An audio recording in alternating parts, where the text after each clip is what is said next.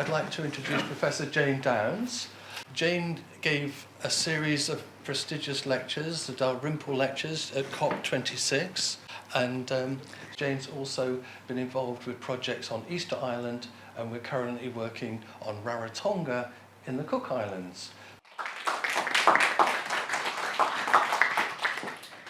Thank you, Colin, for that introduction. So yes, I'll be spending this gloriously sunny evening talking about climate change, not entirely about global warming, because that's only one aspect. And I'll be looking at how climate change is impacting on archaeological sites and heritage. Climate change in the form of coastal erosion is affecting both Orkney Islands, and also Easter Island or Rapa Nui. So we see here one of the big Ahu sites, Tongariki, on the left, and on the right, a quite spectacular but not as iconic looking site on Sandy, which is called Pool. So this is one of the sort of classic eroding sites in Orkney, which has been eroding for many, many years through coastal erosion. And you can see all the layers in that cliff section represent occupation right from Neolithic through later prehistory, through Viking, and then beyond. So this was a site that was excavated to redeem some information by Bradford University, and I'll be pulling that site back into some of the examples I'm going to be looking at. So first, by way of introduction, I'll just give some points about what I'm going to be speaking about tonight. We're going to just look very briefly at what the evidence for climate change is, how it's manifesting itself, how it impacts on archaeological heritage, which specific aspects of climate change are doing the most damage, and then looking in close detail at some examples from, as I say, both Orkney and Easter Island, and then looking at some of the problems that this brings, and also some of the ways that we're tackling the issues of climate change and the erosion of archaeological sites. So this is showing global temperature change. So this is solely on the topic of global warming through the last 2019 years precisely. And so you'll see it wiggles up and down, and we come into something called the medieval warm period, and then the Little Ice Age, which was a period of cooling which affected North Atlantic and the Northern Hemisphere, but also had impact in the South and the Southern Pacific, as we were hearing from some of our colleagues while we're working in the Cook Islands. So it had different impacts in different places, but was felt right across the globe. But of course, the difference between any of these oscillations or variations in temperature is that these aren't human-induced, whereas that point where modern warming was discovered, as it says, and the invention of the steam engine just before that, that's the point of industrialization, and that's where the temperature rises start to go up really steeply, and you can see how steeply they've gone up to till a year or two ago when this diagram was made, and they continue to go up. So the whole of the efforts of COP26, the next COP, and the IPCC is to look at how global warming can be kept to within 2 degrees. It's not certain now whether we'll be able to stay in that desirable, more desirable 1.5 degree rise.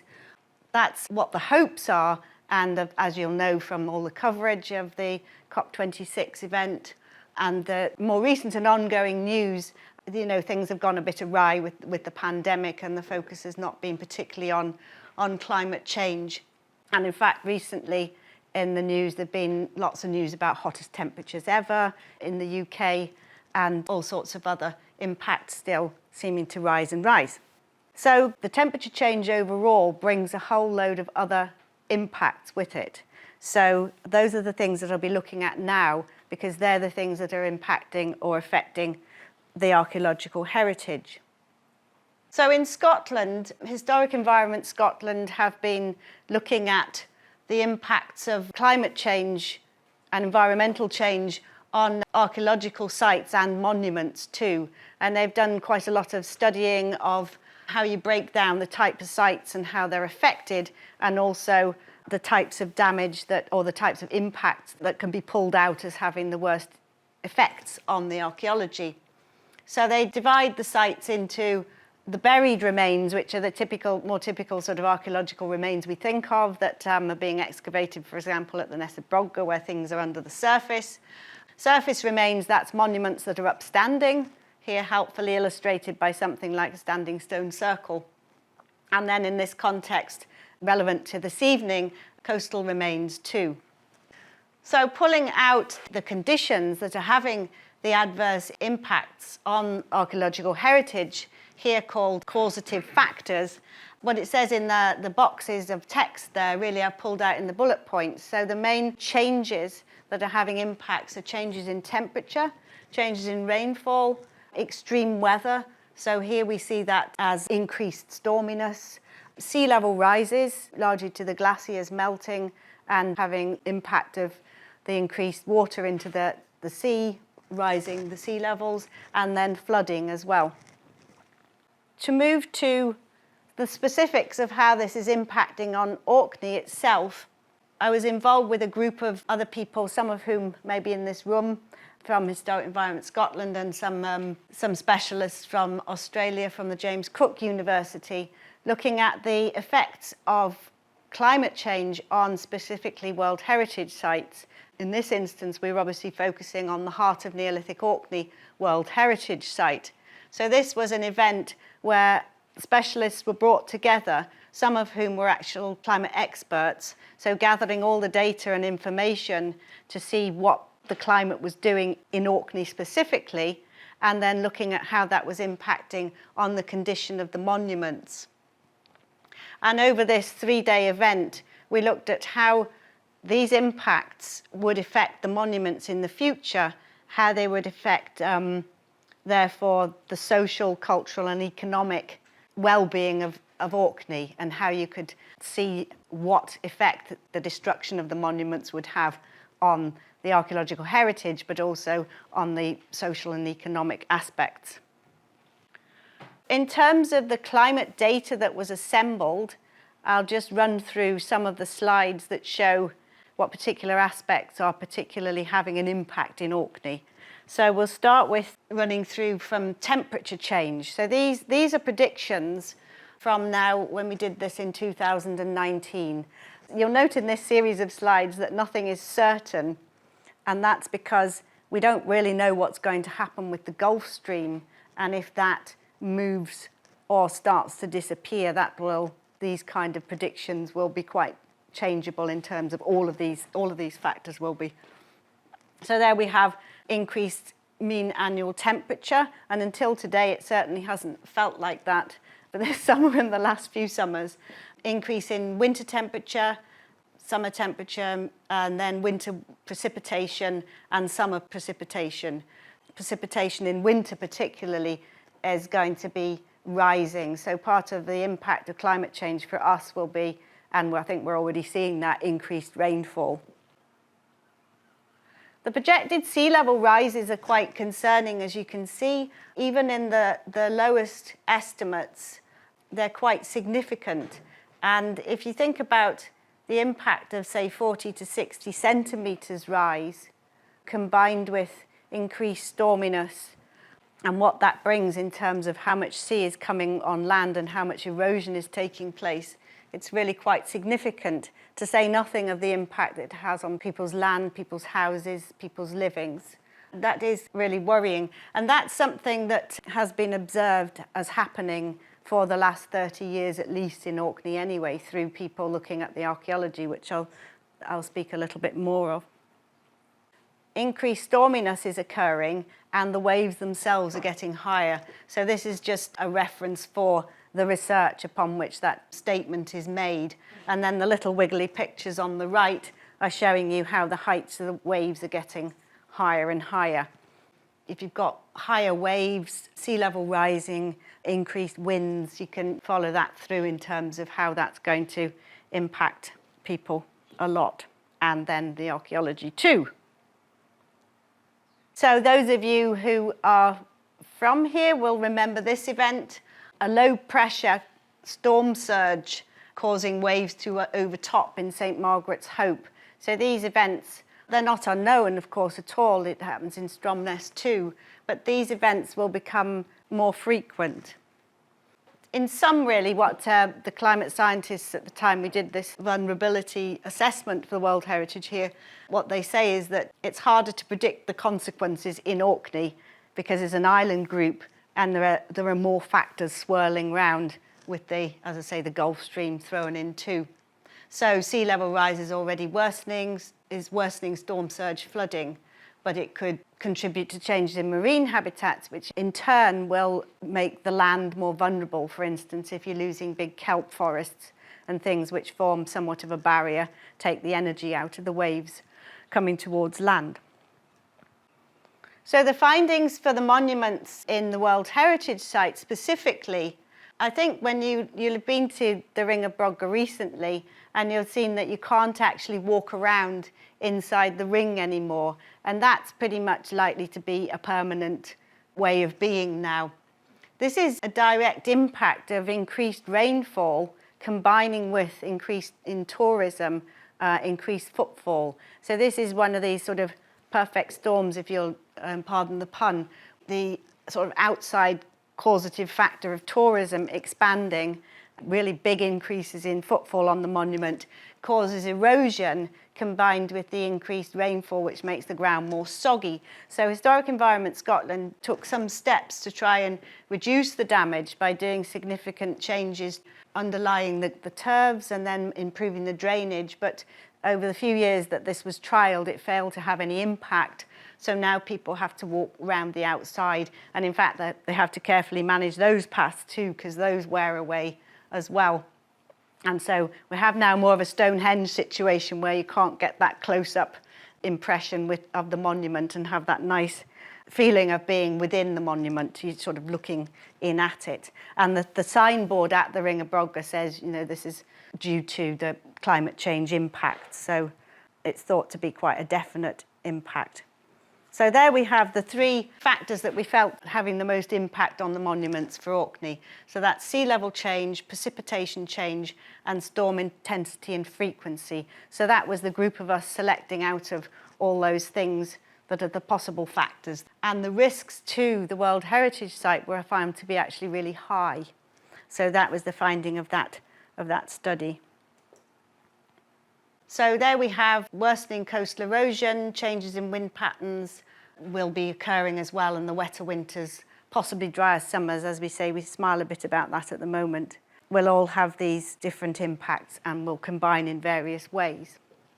So that's quite a grim outlook for the World Heritage Site itself, but it was felt that because there are so many other important monuments and monuments that could be discovered and displayed, that maybe, you know, the footfall could be helped by persuading people to look at other sites too. And that's been something that's been ongoing with tourism for a while to try and spread the visitors out. You can see there in that picture of Skara Brae how the sandy matrix that surrounds the site itself is very soft. And although the defences are there protecting the site, each year they have to be, well, about every other year, they have to be reconstructed and added onto because the sea, because it can't make an impact on the harder parts of the sea defences, eats around the soft parts of the sand. So the erosion just keeps eating round the side and into the back of the monument. So it's a matter of time, really, how long that monument can continue to be preserved in the form it is now. So these impacts, in particularly coastal erosion, are something that colleagues Julie Gibson and before her Raymond Lamb have actually been calling attention to for about 30 years now. That's how long it's taken for people to actually come up to speed with the fact that the archaeology and its erosion has been showing us that the sea levels have been rising. So they've been pushing this message forward, and it's become something that has had a lot of impact now with colleagues in different parts of the world, such as the States, where people are now, you know, working on sites specifically in terms of how they're being affected by climate change and coastal erosion. There have been studies done of the amount of sites that are being impacted in Orkney. Historic Scotland set up SCAPE, which is a body to look at coastal erosion all over Scotland and archaeological erosion as part of that, or as the centre of that. In Orkney, only about a third of the coastline was surveyed it was quite high-level survey, but only 1/3 of the coast. And you can see from the numbers of these sites just how many sites there are just within that 1/3 of the coast. The reason that these problems are particularly acute in Orkney and in the Western Isles as well is because there's simply such a wealth of archaeological sites, and so many of them are on the coasts. Because, of course, there's more coastline in an island group than in the mainland. So you could imagine if this is 1/3 of Orkney, you could times that by 3, really, to see maybe an estimate of how many sites are being threatened. The column in red is how many of the sites are being threatened. That undetermined category was sites that people couldn't tell from the surface or from the sections what these sites were. And so some of them are prehistoric. Well, a lot of them are actually a whole variety of sites. Sort of around 2000, when those surveys were done, there will be undoubtedly quite a loss of sites in that 20-year period. Just to look at one example through time, the site of Hodgeley on Westray is a broch, a big Iron Age tower, and adjacent village. So that's similar to Gurness and Midhow. You can see it eroding in the section. You've got the big mound here, which is the broch itself, and then the lower area with the stonework is the village accompanying or adjoining the broch, eroding there merrily. The fence there has 4 wires on it, so that would have been done in about mid-2000s, that photograph. Going back to 1990, you see a different, earlier fence on here, and the remains of what could be wheel houses, which is quite a rare find in Orkney. We don't really have so many examples of wheel houses, which are something that you find in Shetland, these Iron Age houses with radiating divisions within them. And a door lintel, which originally led into a building that you could actually enter into. So it's already suffering erosion at this point. And then in 2006, this is the new fence, which has been put in behind that older one, and the sea has taken all those archaeological remains right up to and behind the newer fence. So this is all that's left of that potential wheelhouse. On the island of Rousey, Bradford University, in partnership with our university, have been doing some rescue excavation on some of these broch sites that are being eroded into the sea. So that's South Howe, which has suffered a lot of erosion over a long time. So even though it's sitting on rock rather than sand, whole chunks of it are falling off, and there's only about 1/3 or 1/4 of it left. And then the other site which is being excavated presently, which I don't know if any of you have managed to visit, but you can do, is the site of Swandrow, which is not far along the coast and is an enormous Iron Age building, which is eroding into the sea. And it's giving quite a good opportunity, actually, to study those processes of destruction and erosion by the action of the sea. So if we contrast South Howe with Midhow, this is Midhow Broch, which is just next door. This has been preserved really quite well in terms of taken into state care, and then really good sea defences put up to protect it against the sea. And this has really worked quite well indeed. And this is because the method of sea defence is what's called cassying. So this is placing these stones upright closely next to each other, which really sheds the waves and the force of the waves really efficiently. And actually here, the people doing this method of construction, now Historic Environment Scotland, have actually copied an earlier form of protecting buildings used in the Iron Age. So on this site, you can actually see this cassying protecting and holding the walls in place. So that shows you how you can use ancient methods, and it can be a really effective defence rather than these very hard concrete or metal defences which have not stood the test of time anywhere near as well as this. To just return to Skara Brae momentarily, it's as I said, it's very imperiled through sea level rises, increased storminess, and its situation and soft sand. And the way that we've done some work to sort of learn more about the context of the site is in this case by doing a survey called Geophysical Survey, and also it's been the subject of this dynamic coast project. So this is a way of capturing data about the site over time to see how fast those processes are happening, and then therefore to determine how long it will take for the site to be destroyed and therefore what you might be able to do about it. In terms of Skara Brae, where you see the red arrow pointing to, this is the actual site itself, that little speck of grey blob there, and this blue area behind it is an extension of the site which was previously unknown. So there's only part of it being excavated and is displayed, but it shows that there's a lot of it which is further inland, which has a potential for being perhaps researched or displayed when the other parts are eroding. So those are the kind of things that we can learn from getting new data. And then these other areas here, green stripes are what are called igneous dikes, so they give off a big signal, quite distracting. And the blue and purple here is other archaeological remains. So here we have a Broch and Bronze Age houses. So this is revealing parts of the landscape we didn't know about before. To move to a site called Catasand on Sandy, this is a site which is actually on a really sort of precarious environment all through time. So this has always been a very mobile landscape, and the archaeology that we discovered here is intertidal really, so it's being washed away and blown away all the time. So this is a site that Colin Richards and Vicky Cummings and I were investigating, that was discovered by us with Chris G. And yes, it was a really interesting site. We discovered it one day walking across the sands in a storm and found that what was actually being exposed were early Neolithic houses, of which we just found the footings.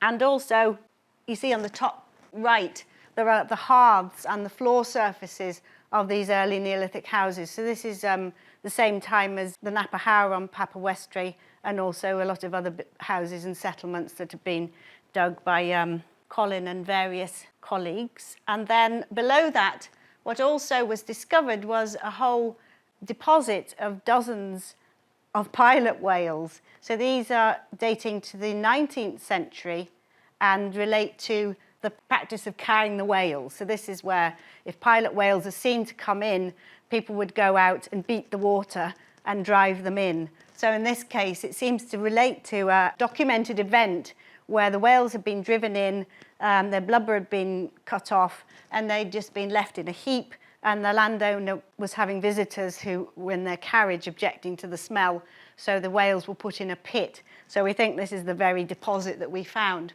But we have excavated half of these incredibly carefully, and we're getting a huge amount of new information, aren't we, Jen, about, you know, the environment at the time of these whales being alive, which was early industrialization, so what was, you know, what they were feeding on and what the isotopes are telling us from their bones. So we've got two different kinds of archaeology there, both sort of accidentally surviving and both giving us really quite a good level of information. And now, you know, there'll be nothing, pretty much nothing left of them because of these very dynamic processes. Other approaches beyond excavating, sampling, trying to defend, are looking at these sort of sites as a way of thinking about climate change and environmental change as a sort of tool for education about these things too. We undertook a project at Poole on Sandy where we revisited the site, and quite a few others of you in the audience were part of this project too. We visited the site, and rather than, as I say, excavating, we used the equipment to capture information about the site or experiences or feelings about the site in different ways. So we used the laser scanner to create different forms of images of the site, and Rebecca Marr, with her photography, was photographing the debris that we found on the beach. A lot of it was plastics and, as you see, fishing rubbish, looking at those as though they were artifacts, so sort of changing the nature of the way that we practice archaeology and using it for different types of materials and in different ways. And then those materials were made into sculptures, and the whole thing with the film that Mark made was part of an exhibition at the Pier Arts Centre. So it just sort of opens the discussions about climate change and environmental change in new ways, and, you know, brings in new audiences to help think about these things and actions and responses to them. At the same time that a lot of these activities were going on, the profile was being raised about coastal erosion through these activities that we were undertaking collectively. And the New York Times, through the work really that I was doing with people in connection with World Heritage Sites, became very interested in including these particular sites on Orkney, as well as the sites on Rapa Nui or Easter Island, in a series they were doing about climate change.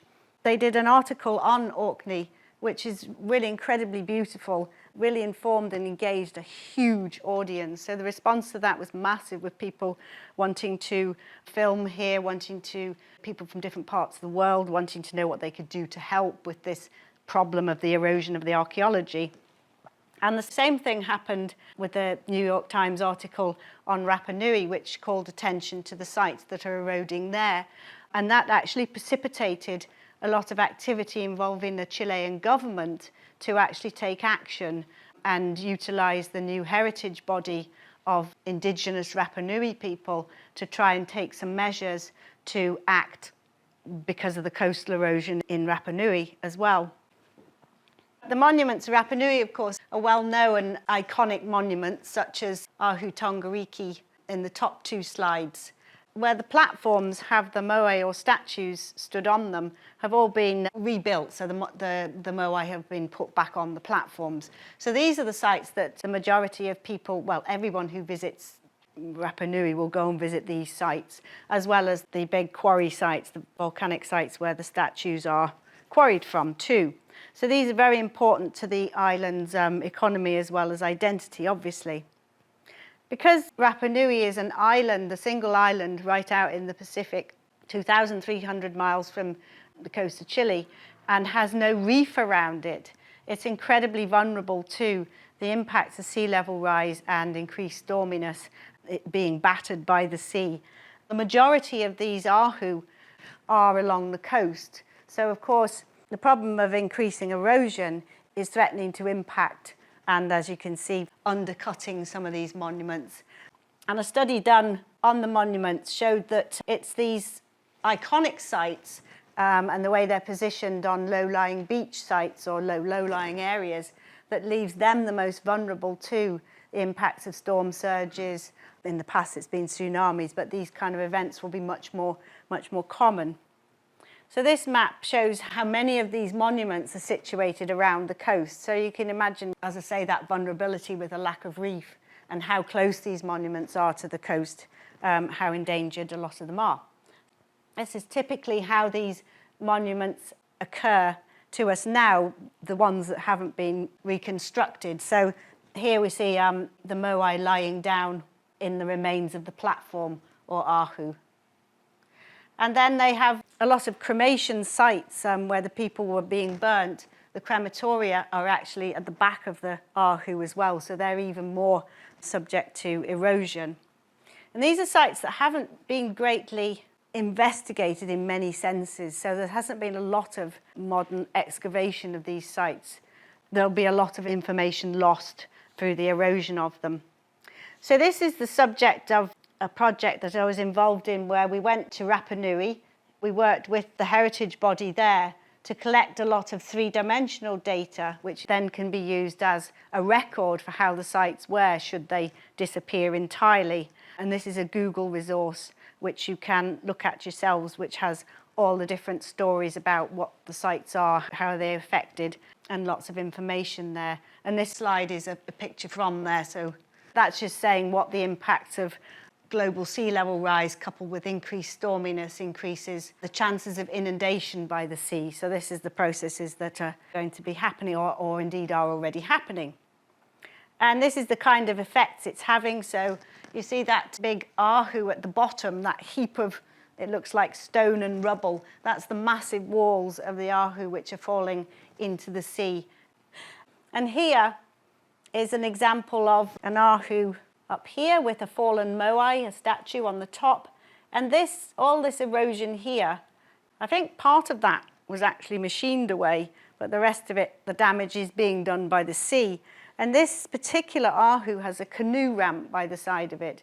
And these don't occur at all these ahu, they're only at a few of them. And the fact that it's so damaged and in such a poor state means that it's one of the last ones and it's now in a really terrible state. And that other picture is just of one of the crematoria where you can see the cremated bone lying right across the surface, which is just being washed away. This is one shown just before of Akahanga, and here you can see how the sea is really pushing underneath and the waves will overtop as well. So those are the processes that we also see in Orkney, where the sea is forcing its way in and then sucking out deposits with the surge as it comes back out. So most of the action and the damage is done with it sucking back out again and then overtopping and sucking through the archaeological deposits. So as well as that, as I say, in the past there have been tsunami and there will be tsunami in the future.